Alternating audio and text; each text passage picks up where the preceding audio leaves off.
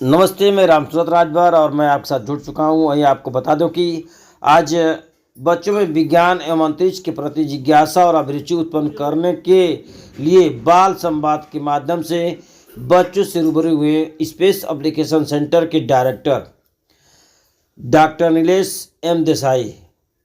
वहीं आपको बता दें कार्यक्रम के प्रमुख अतिथि के अलावा दीपक सिंह वरिष्ठ वैज्ञानिक गगनयान यूनिट अहमदाबाद गुजरात साथ रहे।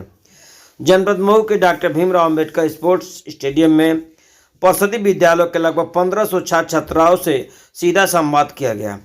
बच्चों की जिज्ञासाओं का जवाब देते हुए स्पेस एप्लीकेशन सेंटर इसरो के डायरेक्टर ने कहा कि आज भारत के विश्व में सर्वश्रेष्ठ स्थान हासिल कराने के लिए वैज्ञानिक सोच की आवश्यकता है, जिसमें आप बच्चों से बढ़ चढ़कर हिस्सा लें और देश के अंतरिक्ष के क्षेत्र में सर्वश्रेष्ठ स्थान दिलाएं।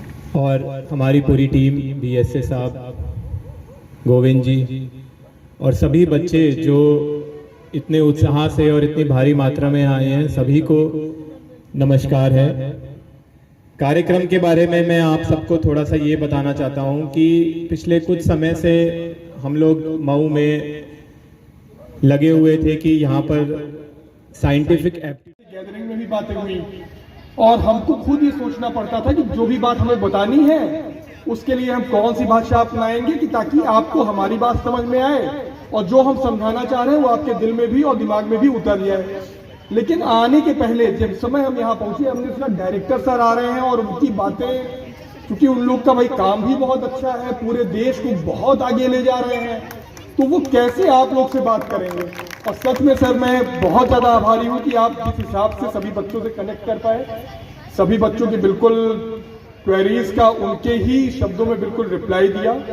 हमें पूरी उम्मीद है कि मऊ के बच्चे, मऊ के टीचर्स, बेसिक शिक्षा अधिकारी और इनकी पूरी टीम, सीडीओ साहब जो पूरे मनोयोग से इसमें लगे हुए हैं और यहाँ के सभी साइंटिस्ट और आपका सानिध्य, सब मिल करके हम लोग कोशिश करेंगे सर कि मऊ भी इस क्षेत्र में पूरी तरीके से छलांग लगाने में तत्पर है और छलांग लगा सके। बहुत बहुत धन्यवाद सर। बहुत ही अच्छा लगा यहाँ पे आके, तो मऊ जिलाधिकारी और पूरी टीम का मैं बहुत ही आभारी हूँ जी। उन्होंने काफ़ी अच्छी व्यवस्था की थी और उसी में विद्यालय में हमने लैब का उद्घाटन किया और उसके बाद यहाँ पे अम्बेडकर स्टेडियम में बच्चों के साथ संवाद किया 1 घंटे तक लगभग। तो उनके जो भी उत्सुकता थी, प्रश्न थे, उसका उत्तर देने की हमने कोशिश की है। जहाँ नहीं दे पाए उसका हमने बोला है कि प्रश्न हमको भेज दिए जाए तो उसका सही रूप से हम उत्तर दे के उनकी जिज्ञासा को आश्वस्त करने का प्रयास करें। सर, इसरो द्वारा क्या कुछ नया किया जा रहा है देश के लिए? इसरो का काम ही नई नई चीज़ें करना है, तो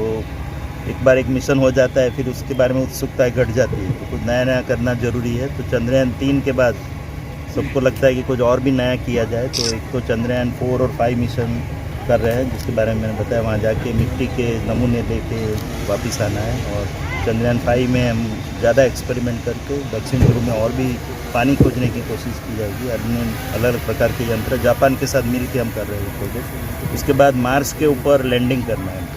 पिछली बार हम मंगलयान तो छोड़ा था, सही पूर्वक हो जाके मंगल की प्रदक्षिणा करके सब चित्र और अन्य एक्सपेरिमेंट किए, बट इस बार मार्स पे उतर के, मंगल पे उतर के हमको MOM-2 मिशन द्वारा वहाँ पे उतरना है और लैंडिंग करना है और वहाँ पे ज़मीन पे सतही जो एक्सपेरिमेंट है वो करना है। वीनस जो हमारा सबसे नज़दीक का ग्रह है, शुक्र ग्रह, तो उसके आजू बाजू एक वीनस ऑर्बिटर, क्योंकि वीनस पूरा कार्बन डाइऑक्साइड और अन्य गैस से भरा हुआ ग्रह है, तो उसका विश्लेषण हमको करना है, एनालिसिस करना है, पता लगाना है कि उसकी हालत ऐसी कैसे हुई जिसके कारण हम पृथ्वी को ऐसा बनने से रोक पाए।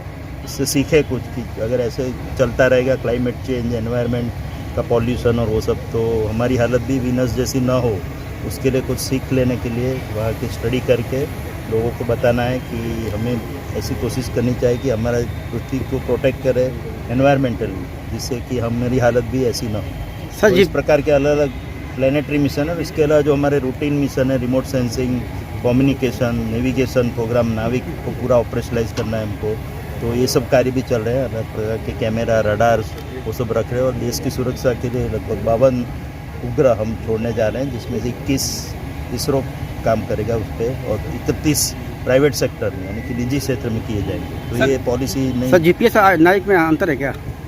हाँ, जीपीएस और नाविक में अंतर है क्या कुछ? जीपीएस तो अमेरिका की सिस्टम है, जी। जो अमेरिका द्वारा ऑपरेशनलाइज जी। है, और नाविक हमारी खुद की जी जो भारत की स्वदेशी सिस्टम है, जी। और उसको हम या तो देसी जीपीएस बोल सकते हैं या जी। भारत की अपनी navigation with Indian constellation navigation system, जिससे कि कोई अन्य देश हमारे ऊपर इन्फ्लुएंस न कर पाए, जी। हम खुद अपना कंट्रोल हम खुद ही करें। कुछ सर एआई के बारे में आपने बात किया, आने वाले दिनों में कितना चैलेंजिंग होगा ये? एआई बहुत ही एक नई शुरुआत है पूरे विश्व के लिए, सभी टेक्निकल पीपल के लिए, साइंटिस्ट के लिए, और पूरे हमारी लाइफ में उसका काफ़ी असर होने वाला है। जैसा कि कंप्यूटर के कारण एक रिवॉल्यूशन आया था, उसी तरह एआई, और एआई से आगे भी अभी एसआई की बात चल रही है, सिंथेटिक इंटेलिजेंस। तो फिर एआई के लिए आपको क्या पुराने डेटा की ज़रूरत पड़ती है, तो सिंथेटिक इंटेलिजेंस में तो वो भी ज़रूरत नहीं पड़ेगी, आदमी खुद ही अपनी इंटेलिजेंस डिसाइड कर लेगा, तो जो बनेगा मॉलिक्यूल। तो ये सब नई नई खोज हो रही है, और एआई का प्रयोग अंतरिक्ष में भी होने लगा है और होने जा रहा है।